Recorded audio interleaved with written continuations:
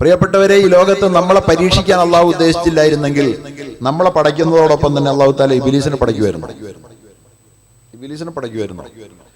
ഇബിലീസിനെ പടച്ചത് അള്ളാഹ് അല്ല എന്ന് വിശ്വസിക്കുന്ന ആളുകൾക്ക് തീർച്ചയായിട്ടും ഈ പരീക്ഷണത്തെ ചോദ്യം ചെയ്യാം.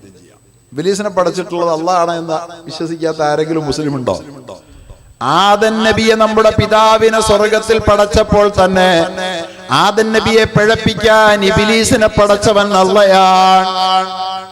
അതുകൊണ്ട് നമ്മളെ വഴിതെറ്റിക്കാനും നമ്മളെ നശിപ്പിക്കാനും നമ്മളെ തകർക്കാനും ലോകത്തിന്റെ ശക്തികളും ശ്രമിക്കുമ്പോൾ അതൊന്നും അള്ളാഹ് കാണാതെയാണ്, ഇതൊന്നും ചെറുക്കാൻ അള്ളാഹ്ക്ക് കഴിയാത്തതാണ് എന്ന് ആരെങ്കിലും മുസ്ലിം വിചാരിച്ചാൽ അവനെങ്ങനെ വിചാരിക്കാം, എന്നിട്ട് അവന്റെ പാട്ടിന് പോകാം.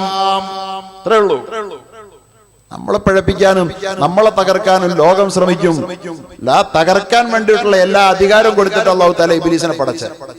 അള്ളാഹുവിന്റെ മുമ്പിൽ ഇബ്ലീസ് വന്ന് വിളിച്ചു പറഞ്ഞില്ലേ, അള്ളാഹുവേ, നിന്റെ അടിമകളെ ഞാൻ പിഴപ്പിക്കും അല്ലാഹ്. അപ്പോഴും അള്ളാഹ് പറഞ്ഞു, പിഴപ്പിച്ചോ ഇബ്ലീസെ, കുഴപ്പമൊന്നുമില്ല. അപ്പൊ പറഞ്ഞു, തുമ്മല ആത്തിയന്നഹും മിൻ ബൈനി ഐദീഹിം വമിൻ ഖൽഫിഹിം വഅൻ അയ്മാനിഹിം വഅൻ ശമാഇലിഹിം വലാ തജിദു അക്തറഹും ശാകിരീൻ. അല്ലാഹ് അവരുടെ മുമ്പിൽ കൂടെ ഞാൻ ചെല്ലും, അവരുടെ പുറകിൽ കൂടെ ചെല്ലും, വലത്തോടെ ചെല്ലും, ഇടത്തോടെ ചെല്ലും. അവരിൽ അധിക പേരത്തെയും നിനക്ക് നന്ദി ചെയ്യുന്നവരായി കാണാൻ ഞാൻ അനുവദിക്കുകയില്ല പടച്ചവനെ എന്ന് പറഞ്ഞപ്പോൾ അല്ലാഹു തആല പറഞ്ഞു, അതും സമ്മതിച്ചു എന്ന് അല്ലാഹു തആല പറഞ്ഞു. അപ്പൊ എന്റെ പ്രിയപ്പെട്ട സഹോദരന്മാരെ, ഇബ്ലീസിനെ പടച്ചുകൊണ്ട് നമ്മുടെ ജീവിതത്തിന് പരീക്ഷണം വെച്ച അല്ലാഹ്, ആ ഇബ്ലീസിന്റെ ശക്തികൾ ഈ ലോകത്ത് നിലനിൽക്കുന്നിടത്തോളം കാലം നമ്മെ തകർക്കാൻ, നമ്മെ പിഴപ്പിക്കാൻ, നമ്മെ ശശിപ്പിക്കാൻ ഇബ്ലീസിയൻ ശക്തികൾ ശ്രമിക്കും. ലോകത്ത് ഇസ്ലാം അനുഭവിച്ചുകൊണ്ടിരിക്കുന്ന പ്രശ്നം ഇബ്ലീസിയൻ ശക്തികളുടേതാണ്, അല്ലാതെ വേറെ ആരുടെ അല്ല.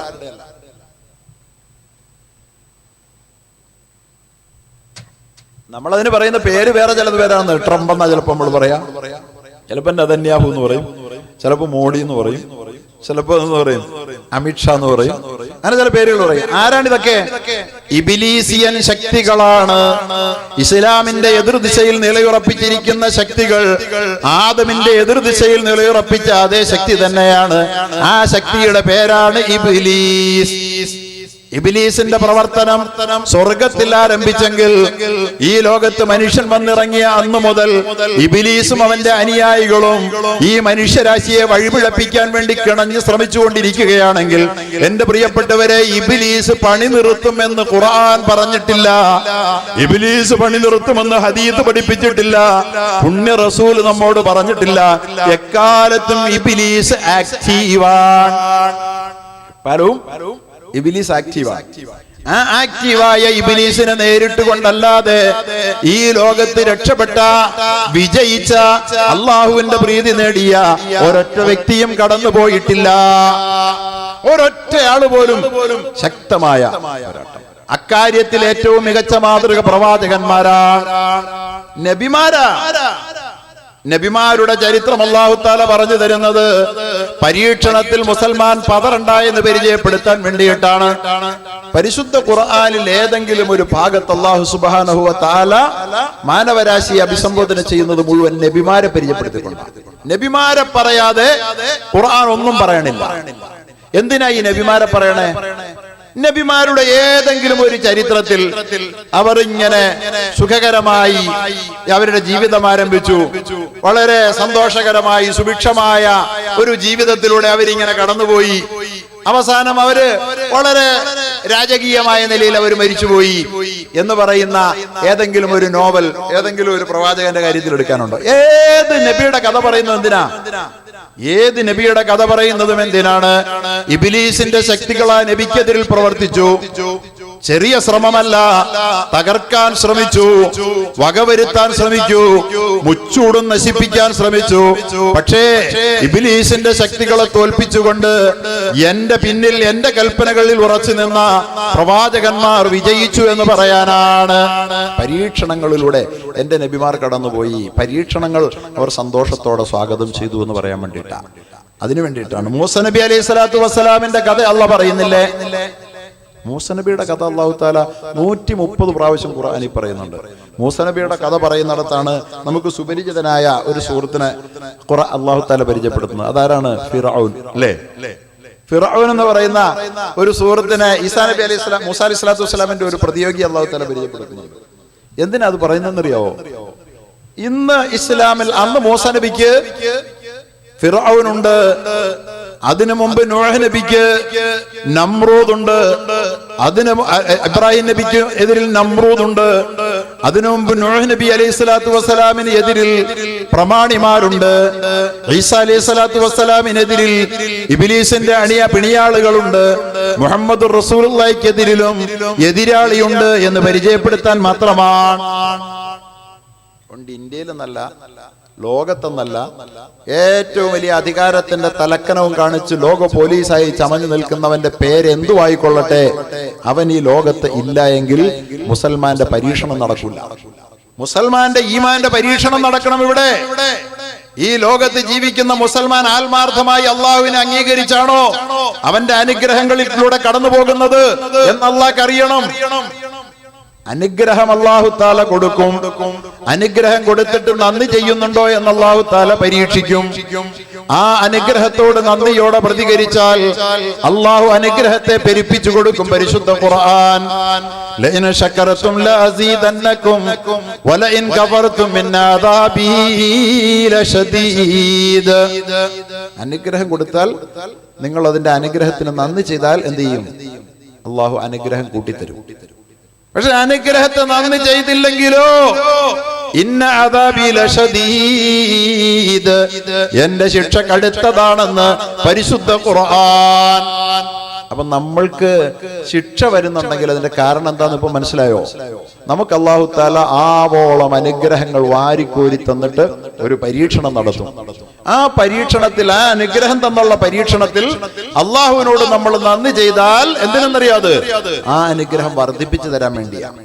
പക്ഷെ ആ അനുഗ്രഹത്തിന് നമ്മൾ നന്ദി ചെയ്തില്ലെങ്കിലോ നമ്മളെ അല്ലാഹു തആല ശിക്ഷിച്ചുകൊണ്ട് അല്ലാഹു തആല നമ്മളെ സ്വർഗത്തിന് പാകപ്പെടുത്തുമെന്നുള്ളത് പടച്ചതമ്പുരാന്റെ പരിപാടിയാണ്. പടച്ചതമ്പുരാൻ വബലൗനാഹും ബിൽ ഹസനതി വസയ്യിആ വലബലൗനാഹും ബിൽ ഹസനതി വസയ്യിആ, നാം അവരെ നന്മ കൊടുത്തൊന്ന് പരീക്ഷിച്ചു നോക്കും, പിന്നീടോ തിന്മ കൊടുത്തായിരിക്കും പരീക്ഷിക്കുക. എന്തിനാ? നന്മ ആവോളം തന്നു. നോക്ക്, നമ്മുടെ കേരളത്തെ സംബന്ധിച്ചിടത്തോളം നമുക്ക് അല്ലാഹു തആല തന്ന അനുഗ്രഹങ്ങൾക്ക് വല്ല കണക്കുണ്ടോ? നന്മ തന്ന് നമ്മളെ അല്ലാഹ് പരീക്ഷിച്ചതിന് ഇന്നലകളിൽ നമുക്ക് സങ്കല്പിക്കാൻ പറ്റാത്ത വിധത്തിലുള്ള അനുഗ്രഹങ്ങളല്ലേ നമുക്ക് അല്ലാഹു തആല തന്നത്. ഇപ്പൊ പ്രളയം വന്നു, അതുപോലെ പല പരീക്ഷണങ്ങൾ നമ്മുടെ ജീവിതത്തിലൂടെ കടന്നുപോയി. വാസ്തവത്തിൽ ഇപ്പൊ NRC ആണ് നമ്മളെ എല്ലാരെയും പിടിച്ചു ഞെരുക്കുന്ന സംഗതിയെങ്കിലും NRCയെക്കാളും വലിയൊരു സംഭവം അതിനു മുമ്പും വന്നായിരുന്നു. അത് നമ്മൾ മറന്നുപോയതാ. അത് പ്രളയമാണ്. ഇപ്പോ ഈ പ്രളയ ജലം കേരളത്തെ മുക്കിക്കൊല്ലും എന്ന വിധത്തിൽ പ്രളയം കയറി വന്നു. അല്ലാഹു തആല നമ്മുടെ ഈ സുഭിക്ഷത നിറഞ്ഞ ഒരു നാടിനെ അല്ലാഹു തആല അനുഗ്രഹം കൊണ്ട് പരീക്ഷിച്ചപ്പോൾ ആ അനുഗ്രഹത്തോട് നന്ദി ചെയ്യുന്നുണ്ടോ? ലിയബ്ലുവക്കും അയ്യുക്കും അഹ്സനു അമല, നമ്മുടെ പെർഫോമൻസ് എന്തായിരുന്നു എന്നറിയാൻ ആഗ്രഹിച്ച അല്ലാഹ് ആ പെർഫോമൻസ് മികച്ചതാക്കി കാട്ടിക്കൊടുക്കാൻ കഴിയാതെ പോയത് നമ്മുടെ നാടിന്റെ, നമ്മുടെ കേരളത്തിന്റെ ശാപമല്ലേ? നല്ല നില കാണിച്ചു കൊടുക്കാൻ പറ്റിയോ? പരീക്ഷണത്തെ കുറിച്ച് അല്ലാഹ് പറയുന്നത് എന്താ? മനുഷ്യനെ അല്ലാഹു തആല പരീക്ഷണത്തിന് വിധേയമാക്കുമ്പോൾ എങ്ങനെ? അവൻ അനുഗ്രഹങ്ങൾ വാരിച്ചോരിച്ചൊടുത്തുകൊണ്ട് അല്ലാഹു തആല പരീക്ഷിക്കുമ്പോൾ എന്താ അനുഗ്രഹം പടച്ചോനെ? കോരിച്ചൊരിയുന്ന മഴയത്ത് വാർന്നൊലിക്കുന്ന വീടുകളിൽ ഇന്നലകളിൽ ഒരു 25 കൊല്ലം മുമ്പ് താമസിച്ച നമ്മളെല്ലാം കോൺക്രീറ്റ് സൗധങ്ങളിൽ അന്തിയുറങ്ങുന്നവരായി അല്ലേ? അനുഗ്രഹമല്ലായിരുന്നോ? കൊടുംചൂടത്ത് പിടിച്ചു നിൽക്കാനാവാതെ എരിപൊരി കൊണ്ടിരുന്ന നമ്മുടെ എല്ലാം വീടുകളിൽ നിന്നൊരു മുറിയെങ്കിലും ശീതീകരിക്കപ്പെട്ടതായി AC വൽക്കരിക്കപ്പെട്ട വീടുകളായി നമ്മുടെ വീടുകൾ മാറി. പ്രിയപ്പെട്ടവരെ, കിലോമീറ്ററുകൾ നടന്ന് മാർക്കറ്റിൽ പോയി സാധനങ്ങൾ വാങ്ങിക്കൊണ്ടിരുന്ന നമ്മൾ ഇന്ന് 10 ചുവട് വെക്കേണ്ട ആവശ്യമില്ലാത്ത വിധം വീടുകളിൽ നമ്മൾ 2 വീലറും 3 വീലറും 4 വീലറും ഉള്ളവരായി മാറി. അല്ലേ? അനുഗ്രഹങ്ങൾ ആവോളം തന്ന അല്ലാഹു തആല നമ്മളെ പരീക്ഷിച്ചപ്പോൾ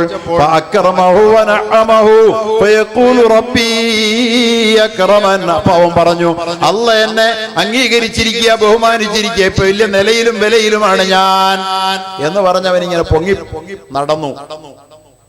എന്നാൽ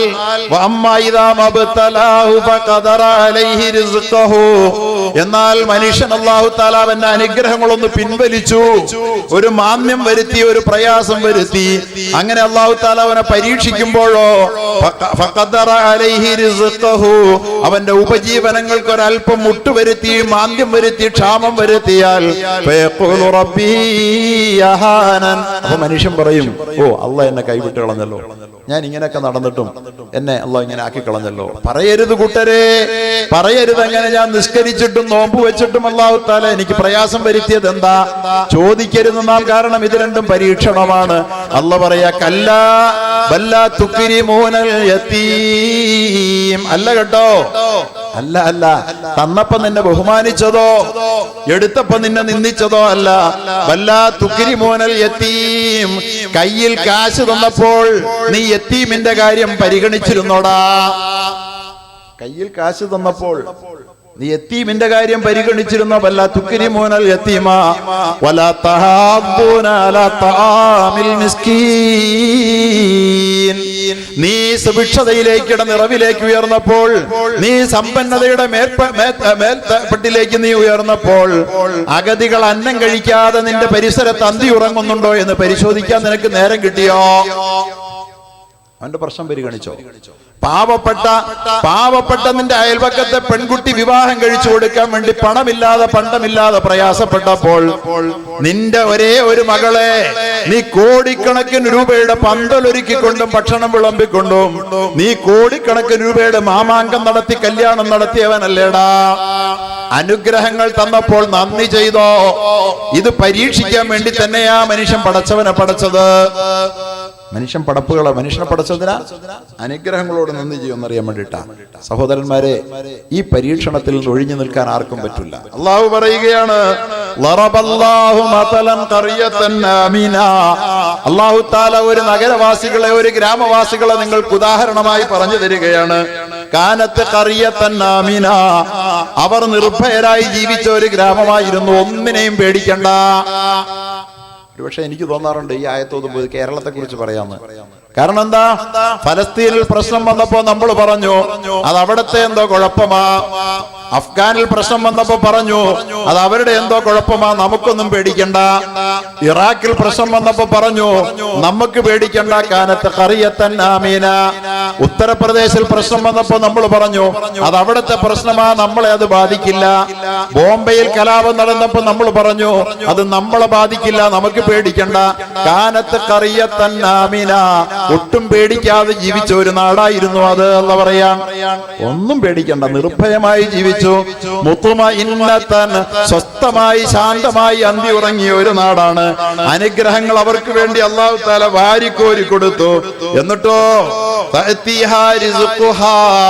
അവർക്ക് എല്ലാ ഭാഗത്തു നിന്നും ഇങ്ങനെ ഉപഭോഗ വസ്തുക്കൾ കിട്ടിക്കൊണ്ടിരുന്നു, ശമ്പളം വന്നുകൊണ്ടിരുന്നു, അതുപോലെ തന്നെ എല്ലാം കിട്ടിക്കൊണ്ടിരുന്നു. ലോകത്ത് ഉൽപ്പാദിപ്പിക്കപ്പെടുന്ന ഏറ്റവും നല്ല വസ്തുക്കൾ എല്ലാ ഭാഗത്തു നിന്നും മിൻകുല്ലി മക്കാനിൻ, എല്ലാ രാജ്യത്തിൽ നിന്നും വന്നുകൊണ്ടിരുന്നു.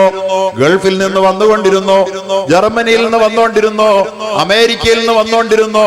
അങ്ങനെ എല്ലാ നാടുകളിൽ നിന്നും അവർക്ക് അള്ളാഹുവിന്റെ അനുഗ്രഹങ്ങൾ അവരിലേക്ക് ഒഴുകി വന്നുകൊണ്ടിരുന്നു. അവർ പക്ഷെ അള്ളാഹുവിന്റെ അനുഗ്രഹത്തോട് നന്ദിയോടെ പ്രതികരിച്ചില്ല. നന്ദിയോടെ കാണിച്ച എന്താ ചെയ്തേ? കിട്ടിയത് മുഴുവൻ ദൂർത്തടിച്ചു. 2 മക്കളും മാതാപിതാക്കളും 1000 സ്ക്വയർ ഫീറ്റ് അധികപ്പറ്റാണ്. 3000-5000 സ്ക്വയർ ഫീറ്റ് ഇല്ലാത്ത വീട് വെച്ചൂടാ.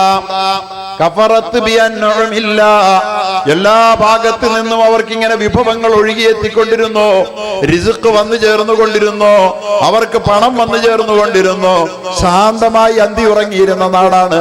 കഫറത്ത് ബിഅൻഉമില്ല, അതെല്ലാം ഉപയോഗിച്ച് അവൻ എന്ത് ചെയ്തു? ദശലക്ഷങ്ങളുടെ കൊട്ടാരം കെട്ടി. ദശലക്ഷങ്ങളുടെ കൊട്ടാരം.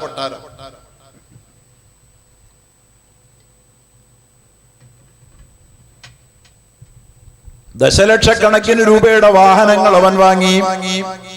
ദശലക്ഷങ്ങൾ മുടക്കി അവൻ കല്യാണം നടത്തി. അപ്പോൾ അവൻ ഒട്ടും പരിഗണിച്ചില്ല തന്റെ പ്രയാസം അനുഭവിക്കുന്ന സഹോദരങ്ങളെ അവൻ ഒട്ടും പരിഗണിച്ചില്ല.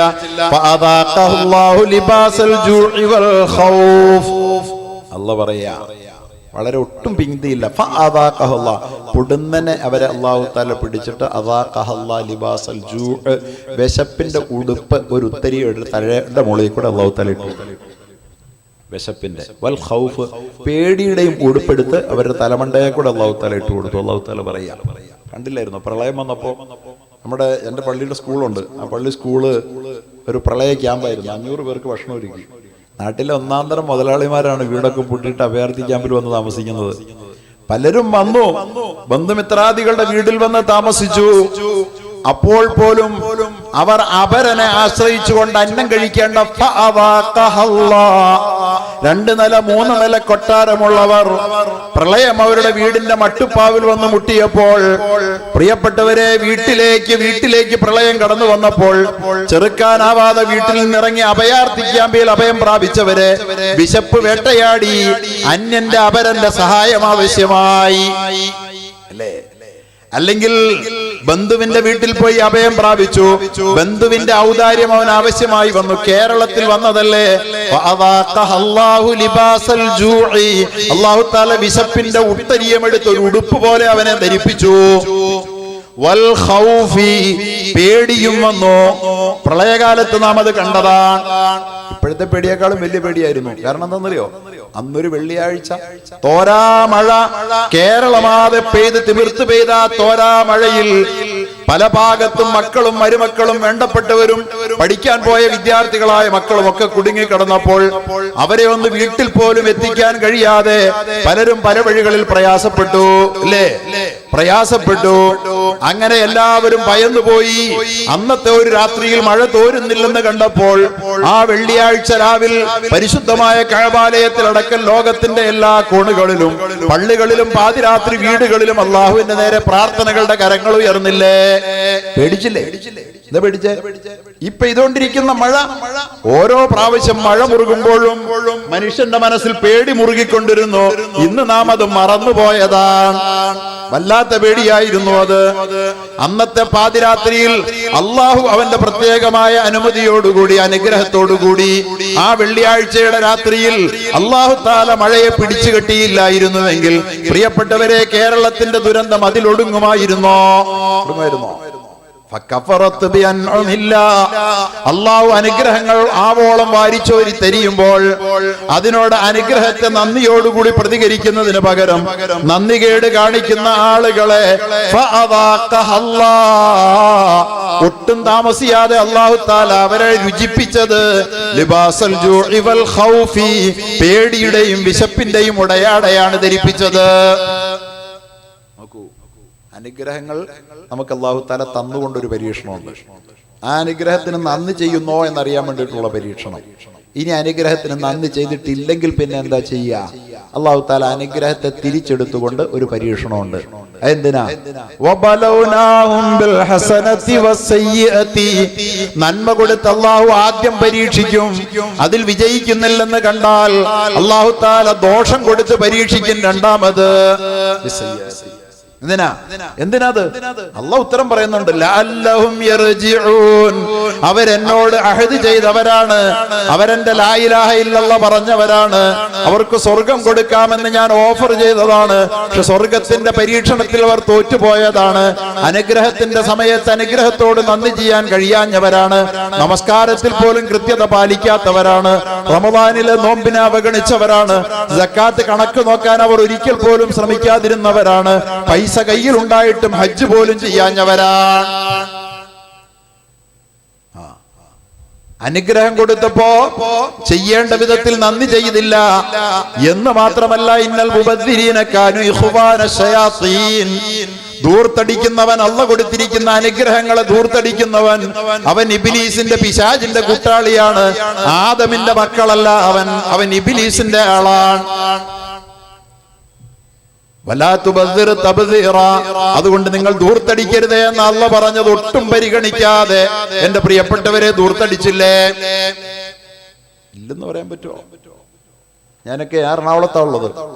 ഏറ്റവും കൂടുതൽ നമ്മുടെ അവിടെ സിയാൽ 3 ലക്ഷം 5 ലക്ഷം ഒക്കെ വാടക കൊടുത്താൽ മാത്രം കിട്ടുന്ന കൺവെൻഷൻ സെന്ററുകൾ മാത്രം എടുത്ത് കല്യാണം നടത്തുന്ന 100 പേരെ പരിശോധിച്ചാൽ 95 മുസൽമാനാ. 95 മുസൽമാനാ. കാരണം മിക്കവാറും എറണാകുളത്തായതിന്റെ പേരിൽ സിയാലിലും അഡിലക്സിലും ഒക്കെ മിക്കവാറും ഒരാഴ്ച 2 ആഴ്ച കൂടുമ്പോൾ കല്യാണം നടത്താൻ വേണ്ടി വരാറുള്ള ആളാണ് ഞാൻ. അപ്പൊ അവിടെ ഒരു ഗ്യാപ്പ് ഹിന്ദുവിനും ക്രിസ്ത്യാനിക്കും കല്യാണം നടത്താണ്ട് ഗ്യാപ്പും കൊടുക്കാറില്ല മുസ്ലിം. ദശലക്ഷക്കണക്കിന് രൂപയുടെ ഹാളെടുത്ത് കല്യാണം നടത്തുക എന്ന ഭ്രാന്ത് ഹിന്ദു സഹോദരങ്ങൾക്ക് ഇത്രയും ഇല്ല, ക്രിസ്ത്യൻ സഹോദരങ്ങൾക്കും ഇത്രയും ഇല്ല. ഈ ഭ്രാന്ത് പണം ധാരാളമായപ്പോൾ മുസൽമാന് വന്നുപോയ ഭ്രാന്തല്ലേ. ഈ ഭ്രാന്തിനെ അല്ലാഹു തആല അനുഗ്രഹം കൊടുത്ത് പരീക്ഷിച്ചപ്പോൾ മോശമായി പ്രതികരിച്ചു പോയവരെ സ്വർഗത്തിൽ എത്തിക്കാമെന്ന് അല്ലാഹു തആല കൊടുത്തിരിക്കുന്ന ഒരു ഓഫറുണ്ട്. ലാ ഇലാഹ ഇല്ലല്ലാഹുടെ ഓഫറാണ്. ലാ ഇലാഹ ഇല്ലല്ലാഹ് പറഞ്ഞാണല്ലോ, ലാ ഇലാഹ ഇല്ലല്ലാഹ് പറഞ്ഞല്ലേ, അല്ലാഹുവിന്റെ ഏകത്വം അംഗീകരിച്ചവനല്ലേ. പക്ഷേ അനുഗ്രഹം കൊടുത്തൊരു പരീക്ഷണമുണ്ട്. ആ പരീക്ഷണത്തിൽ തോറ്റുപോയാൽ വലൗനാഹും ബിൽ ഹസനതി വസ്സയ്യിഅതി, പിന്നെ പരീക്ഷിക്കുന്ന ദോഷം കൊടുത്തിട്ടാണ്. പിന്നെ പരീക്ഷിക്കുന്ന എങ്ങനെയാ? ദോഷം കൊടുത്തിട്ടാ. സങ്കടപ്പെട്ടിട്ട് കാര്യമൊന്നുമില്ല. പഴയതിലേക്ക് തിരിച്ചു വരണം. പെട്ടെന്നൊന്നും വിചാരിച്ചാൽ നടക്കൂല. ദോഷം അതിൻ്റെതായ ദോഷം എങ്ങനെയൊക്കെ വരും. അള്ള പറയുന്നുണ്ട്, പരീക്ഷണമില്ലാത്ത ഇസ്ലാമില്ല കൂട്ടരെ, പരീക്ഷണമില്ലാത്തവന് സ്വർഗമില്ലെന്നറിയണം സഹോദരങ്ങളെ. പരീക്ഷണത്തിന്റെ സമ്മാനമാണ് സ്വർഗം. അതത്രയും വിശാലമാണ്, അത്ര അനുഗ്രഹീതമാണ്. മിനിമം ഒരു സ്വർഗവാസിക്ക് കിട്ടുന്ന സ്വർഗം ഈ ഭൂമിയുടെ 10 മടങ്ങല്ലേ. ഒരു സ്വർഗവാസിക്ക് അല്ലാഹു തആല കൊടുക്കുന്ന സ്വർഗം എത്രയാ? ഉണ്ടല്ലോ കയ്യില് ആവശ്യം പോലെ. ഞാൻ നേരത്തെ പറഞ്ഞ കണക്കില്ലേ, ഭൂമിയേക്കാൾ 13.5 ലക്ഷം ഇരട്ടി വലിപ്പ സൂര്യന്. അതുപോലത്തെ 10,000 കോടി സൗരയൂഥങ്ങളാ. അതുപോലത്തെ 20,000 കോടി ഗാലക്സികളാ. ഇതൊക്കെ എന്തിനാ പടച്ചിട്ടിരിക്കുന്നെന്ന് പറയാൻ ഒരുത്തനും അറിയില്ല. ഇതൊക്കെ എന്തിനാ? ഭൂമി അതൊക്കെ അത് നമുക്ക് ജീവിക്കാനാ. പക്ഷെ ഈ പടയ്ക്കപ്പെട്ട ഈ മഹാപ്രപഞ്ചങ്ങളൊക്കെ എന്തിനാന്ന് ആർക്കും അറിയില്ല. 14 നൂറ്റാണ്ട് മുഹമ്മദ് റസൂലുള്ളാഹി പറഞ്ഞു, മിനിമം മുഅ്മിനിന് അല്ലാഹു കൊടുക്കുന്ന സ്വർഗത്തിന് ഭൂമിയുടെ 10 ഇരട്ടി വലിപ്പമുണ്ടെന്ന് മുഹമ്മദ് റസൂലുള്ളാഹി. മിനിമം. നഷ്ടമുണ്ടോ? ഇനി മരിച്ചാലെന്താ? ഷഹീദായാലെന്താ? നീ കോൺസെൻട്രേഷൻ ക്യാമ്പിൽ പോയാലെന്താ? അല്ലാഹ് കാക്കട്ടെ. ഡിറ്റൻഷൻ ക്യാമ്പിൽ പോയാ എന്താ? അതിന്റെ പേരിൽ കിട്ടാൻ പോകുന്നത് 10 സെന്റ് അല്ല, 1 ഏക്കറല്ല, അല്ലെങ്കിൽ ഒരു 5 ഏക്കർ തോട്ടമല്ല. ഈ മഹാഭൂമിയുടെ ഈ സമുദ്രങ്ങൾ അലറി വിളിക്കുന്ന, അലമാലകൾ അലറി വിളിക്കുന്ന സമുദ്രങ്ങളുള്ള ഭൂമിയുടെ, അമ്പിളി അമ്മാവനോടക്കം പറയുന്ന ഹിമാലയം 80 കിലോമീറ്റർ ഉയരത്തിൽ തല ഉയർത്തി നിൽക്കുന്ന ഈ ഭൂമിയുടെ, അതുപോലെ തന്നെ സഹാറ പോലുള്ള 100 കണക്കിന് 1000 കിലോമീറ്റർ പരന്നു കിടക്കുന്ന സമതലങ്ങളുള്ള ഈ മഹാഭൂമിയുടെ 10 ഇരട്ടി വലിപ്പമുള്ള സ്വർഗം കുറഞ്ഞ പക്ഷം ഒരു മുസ്ലിമിന് ഞാൻ നൽകുമെന്ന് അള്ളാഹു പറയുന്നുവെന്ന് മുഹമ്മദ് മുസ്തഫ സല്ലല്ലാഹു അലൈഹി വസല്ലം പറയുമ്പോ സ്വർഗത്തിന് ഒരു പരീക്ഷ ഉണ്ട് ഇവിടെ. ആ സ്വർഗത്തിന്റെ പരീക്ഷയിലാണ് മുസൽമാൻ. ആ മുസൽമാൻ അള്ളാഹ് അനുഗ്രഹം കൊടുത്തു. എവിടേക്കാ അനുഗ്രഹം കൊടുത്തേ? ഇവിടെ കേരളത്തിന്റെ കഥ ഞാനിപ്പോ പറഞ്ഞതേ ഉള്ളൂ. ഇപ്പൊ പരീക്ഷണം അനുഭവിക്കുന്ന എല്ലാ രാജ്യത്തും അള്ളാഹു തആല അനുഗ്രഹം. കാശ്മീരിൽ കൊടുത്തില്ലേ? സൗന്ദര്യം, അതുപോലെ തന്നെ ഏറ്റവും മനോഹരമായ പഴങ്ങൾ, ഏറ്റവും നല്ല സൗന്ദര്യം, നല്ല യോഗ്യതകളൊക്കെ ഉള്ളതായിരുന്നു. പക്ഷേ കാശ്മീരിന്റെ ഇന്നലകളെ കുറിച്ച് അറിയാവുന്നവർക്കറിയാം, അവർ ആ അനുഗ്രഹങ്ങളോട് വേണ്ട വിധം നന്ദി ചെയ്തില്ല. കാശ്മീർ എന്നൊരു പീഡന പർവ്വതമാണ്. പ്രിയപ്പെട്ടവരെ, ഫലസ്തീൻ ഓർത്ത് നോക്കുക. ഫലസ്തീൻ ലോകത്തെ ഏറ്റവും സുന്ദരന്മാരാണ്. ഫലസ്തീന്റെ മണ്ണിന്ന് ലോക ഭൂപടത്തിൽ നിന്നവർ പിടിച്ചെടുക്കാൻ ശ്രമിച്ച് സ്വന്തമാക്കാൻ ശ്രമിക്കുന്ന ജൂതന്റെ സെറ്റിൽമെന്റ് നടക്കുന്ന പ്രദേശം പോയി കണ്ടവനാണ് ഞാൻ.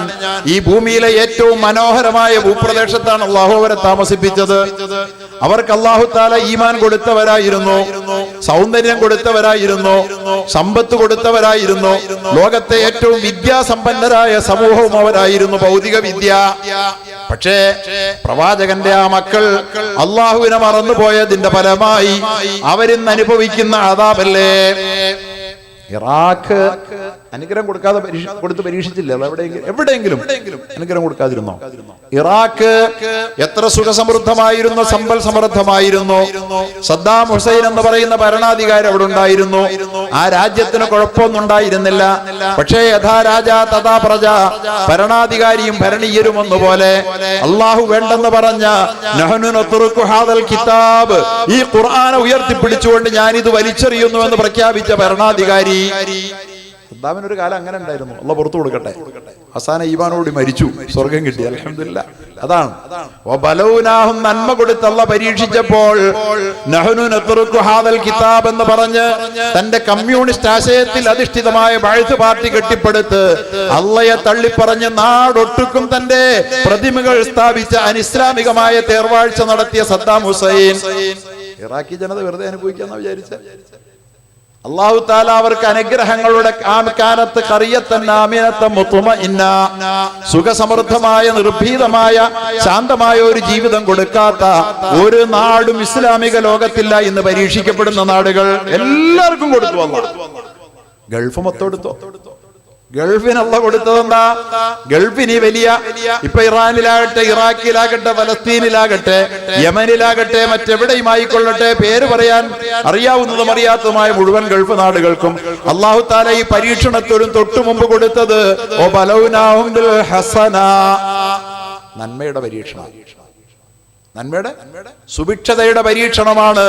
ലോകത്തിന്റെ നാനാ കോണുകളിൽ നിന്നും കേരളത്തിൽ നടക്കം മുസ്ലിം മാത്രമല്ല ഹിന്ദുവും ക്രിസ്ത്യാനിയുമെല്ലാം അറബികളുടെ അടിമ വേലക്കാരായി ഈ രാജ്യത്ത് നിന്ന് ഒഴുകിപ്പോയില്ലേ? എന്തുകൊണ്ട്? അള്ളാഹു അവർക്ക് അനുഗ്രഹം കൊടുത്തത് കൊണ്ട്. ആ അനുഗ്രഹം കൊടുത്ത നാടുകളാണ് ഇന്ന്, ആ അനുഗ്രഹം കൊടുത്ത നാടുകളാണ് ഇന്ന് നരകയാതന അനുഭവിക്കുന്നതല്ലേ? അല്ലേ സഹോദരന്മാരെ? അല്ലേ? അവർ അള്ളാഹുവിന്റെ ദീനനുസരിച്ച് ജീവിക്കാൻ ശ്രമിച്ചോ? അവർ അള്ളാഹുവിന്റെ ദീനനുസരിച്ച് ലോകത്തിന് നന്മ ചെയ്യാൻ ശ്രമിച്ചോ? അവർ കിട്ടിയ സുഖസൗകര്യാദികളുടെ പറുദീസകളിൽ അവരിങ്ങനെ മതിച്ചു പുളയ്ക്കുകയല്ലേ ചെയ്തത്? പ്രിയപ്പെട്ടവരെ, ഇന്നവർക്ക് അടുത്ത പരീക്ഷണത്തിലാണ്. ഈ പരീക്ഷണം അവർക്ക് നഷ്ടമല്ല, ഈ പരീക്ഷണം അവർക്ക് ലാഭമാണ്. കാരണം അനുഗ്രഹത്തിന്റെ പരീക്ഷണത്തിൽ വിജയിക്കാൻ വിഷമമാണ്, ദോഷത്തിന്റെ പരീക്ഷണത്തിൽ വിജയിക്കാൻ എളുപ്പമാണ്.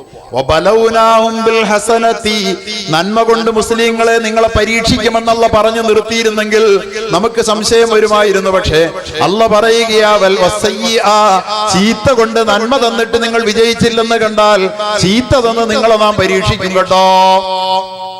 സംശയം വേണ്ട. കേരളത്തിൽ ഇന്ത്യയിലുള്ള മുസ്ലിമീങ്ങൾക്ക് അല്ലാഹു ഭയരഹിതമായ സന്തോഷമുള്ള ജീവിതത്തിന്റെ എല്ലാ സുഖ കാലാവസ്ഥയും തന്നു. പക്ഷെ നമുക്ക് അള്ളാഹോ അവന്റെ ദീനോ ഒന്നും പ്രശ്നമല്ലായിരുന്നു. നേരത്തെ ഇവിടെ പറയുണ്ടായി നമ്മുടെ നേരെ വന്ന NRCക്ക് മുമ്പ് നമ്മുടെ മുമ്പ് ഒരുപാട് പ്രശ്നങ്ങൾ വന്നായിരുന്നല്ലോ. എന്തെങ്കിലും അന്ന് നമ്മൾ ഇളകിയോ? നമ്മൾ ചലിച്ചോ? നമ്മുടെ സുഖജീവിതത്തിന് ഒരു തടസ്സവും ഇല്ല എന്നുള്ളതിന്റെ പേരില് നമ്മുടെ ഈ രാജ്യത്ത് എന്തെല്ലാം പരിപാടികൾ നടത്തിക്കൊണ്ടുപോകും. നമ്മുടെ ബാബരി മസ്ജിദ് പൊളിച്ചു അല്ലേ? നമ്മള് ഇതിനെതിരിൽ പ്രതിഷേധിക്കണമല്ലോ, ഉടനെ നമ്മൾ ഇറങ്ങി പാടുംപൊളി എടുക്കണമെന്ന് നമ്മൾ പറയുന്നില്ല. പക്ഷെ അത് തെറ്റാണെന്ന് പറയാൻ 25 കൊല്ലം നമ്മൾ മൗനത്തിന്റെ വാൽമീകത്തിൽ ഒളിച്ചു. എല്ലാം കോടതിയെ ഏൽപ്പിച്ചിട്ട് നമ്മള് ഒളിച്ച് വഴിമാറി നടന്നു. അവസാനം കോടതി കണ്ടു ഇവർക്കിതൊന്നും പ്രശ്നമല്ല എന്ന് വിധി പറഞ്ഞു. വിധി പറഞ്ഞപ്പോഴോ ഏറ്റവും ഹീനമായ വിധി, ഒരു നീതിക്കും ചേരാത്ത വിധി, ഒരു ലോജിക്കിനും ചേരാത്ത വിധി. എന്നിട്ടും നമ്മൾ ഇത് തെറ്റാണെന്ന് പറയാൻ പോലും കഴിയാതെ ജീവിത കൊതിയുമായി പേടിച്ച് മൗനത്തിന്റെ വാൽമീകത്തിൽ ഒളിച്ചു അല്ലേ? ബാബരി മസ്ജിദിന്റെ വിധി പറഞ്ഞ് 3 ദിവസത്തേക്ക് കേരളത്തില് ഒരു ശബ്ദം പോലും മുസ്ലിമീങ്ങളുടെ നാക്കിയെന്ന് പുറത്തു വന്നില്ല. ഞാൻ ശ്രദ്ധിച്ചു. 2-3 ദിവസത്തേക്ക് മുസ്ലിം സംഘടനകൾ മിണ്ടില്ല. കാരണം എന്താ? വല്ലതും പറഞ്ഞാൽ വല്ലവർക്കും ഇഷ്ടപ്പെട്ടില്ലെങ്കിലോ കോടതി വിധിച്ചല്ലേ. അനീതി ആര് ചെയ്താലും അനീതിയാണെന്ന് പറയേണ്ട ബാധ്യതയുള്ള ഒരു സമുദായമല്ലേ നമ്മള്? ആര് ചെയ്താലും അനീതി എന്ന് പറയേണ്ടതില്ലേ? ആരക്രമം ചെയ്താലും അക്രമം എന്ന് പറയേണ്ടതില്ലേ? അപ്പൊ അത് അവിടെയല്ലേ ഇവിടെയല്ലേ എന്ന് പറഞ്ഞ് നമ്മൾ ഒളിച്ചു നടന്നില്ലേ? പ്രിയപ്പെട്ടവരെ, പരിശുദ്ധമായ ഇസ്ലാമിക ശരീഅത്തിന്റെ കടയ്ക്കൽ കത്തിവെക്കാൻ വേണ്ടിയിട്ടാണ് ഇവർ ശ്രമിക്കുന്നതെന്നതിന്റെ സൂചന സുഖകരമായി ജീവിച്ചപ്പോൾ നമുക്ക് മുമ്പിൽ പലവട്ടം അല്ലാഹ് കൊണ്ടുതന്നതല്ലേ? കൊണ്ടുതന്നില്ലേ? മുത്തലാഖിന്റെ നേരെ കൈവച്ചപ്പോൾ നമുക്ക് മനസ്സിലായില്ലേ മുത്തലാഖിൽ നിന്ന് മുസ്ലിം പെണ്ണിനെ രക്ഷിക്കാനല്ലെന്ന് മനസ്സിലായതല്ലേ? നമ്മൾ മിണ്ടിയോ? വിധി വന്നപ്പോ മിണ്ടിയോ? തെറ്റാന്ന് പറഞ്ഞോ? ഈ ഇളക്കം നമ്മൾ കാട്ടിയോ? ഇതെന്തിനാ? സ്വന്തം ഭാര്യയെ വിവാഹം കഴിച്ചിട്ട് ഇന്ന് വരെ തന്റെ വീട്ടിലൊന്ന് ചേർത്ത് നിർത്താനോ ഒരു കരസ്പർശം നൽകാനോ തയ്യാറാകാത്ത ഒരു പ്രധാനമന്ത്രി മുസ്ലിം പെണ്ണിനെ രക്ഷിക്കാനാണ് മുത്തലാഖ് ബില്ല് കൊണ്ടുവന്നതെന്ന് പറഞ്ഞപ്പോൾ അത് വെറുതെ നമ്മൾ അന്ധമായി വിശ്വസിച്ചില്ലേ? നമ്മൾ മിണ്ടാതെ നടന്നില്ലേ? നമ്മളെ അല്ലാഹ് പരീക്ഷിക്കുകയായിരുന്നു. നമുക്ക് ആദർശ ബോധമുണ്ടോ? സത്യത്തിന് വേണ്ടി നാം നിൽക്കാൻ തയ്യാറുണ്ടോ? നീതിയുടെ പക്ഷത്ത് നാം നിലയുറപ്പിക്കുമോ? സഹോദരങ്ങളെ, എല്ലാം കഴിഞ്ഞപ്പോ വന്ന് അവസാനം നോട്ട് നിരോധിച്ചപ്പോ മുസ്ലിമിനെ മാത്രം ബാധിച്ചല്ലോ, നമ്മുടെ രാജ്യത്തെ ജനങ്ങളെ വെറുതെ കഷ്ടപ്പെടുത്തുകയല്ലായിരുന്നോ? ആയിരക്കണക്കിന് ദശലക്ഷക്കണക്കിന് ആളുകളെ ക്യൂവിൽ നിർത്തിയ പോലെ ഒരു പീഡനം വന്നപ്പോൾ അത് മുസ്ലിം പ്രശ്നമല്ലായിരുന്നു. പക്ഷെ മുസ്ലിമായ നമ്മൾ ആദ്യം പ്രതികരിക്കേണ്ടിയിരുന്നില്ലേ? ഇനിയിപ്പോ അത് തന്നെ അന്നും പ്രതികരിച്ചില്ല. അന്നും നമ്മൾ നീതിക്ക് വേണ്ടി നിലയുറപ്പിച്ചില്ല. നിങ്ങളുടെ പെർഫോമൻസ് കാണാനാണ്, നിങ്ങളെ നാം പരിശോധിക്കാൻ വേണ്ടിയാണ് ഈ ലോകത്തെ അയച്ചതെന്ന് പറഞ്ഞു.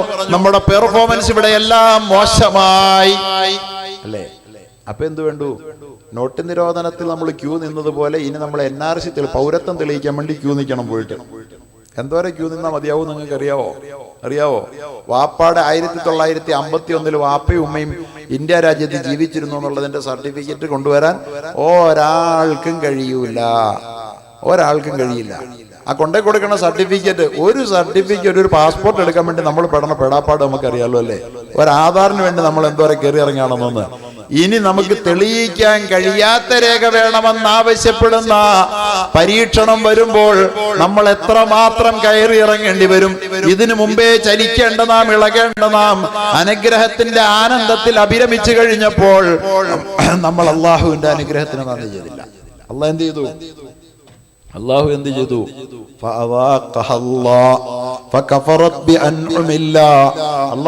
അനുഗ്രഹം അല്ലാഹു തആലയുടെ അനുഗ്രഹത്തോട് നന്ദി കേട് കാണിച്ചപ്പോൾ പേടിയുടെയും വിശപ്പിന്റെയും ഉടയാട അള്ളാഹു ധരിപ്പിച്ചെന്ന് പറഞ്ഞത് നമ്മൾ ഇന്ന് അനുഭവിക്കാം. പേടി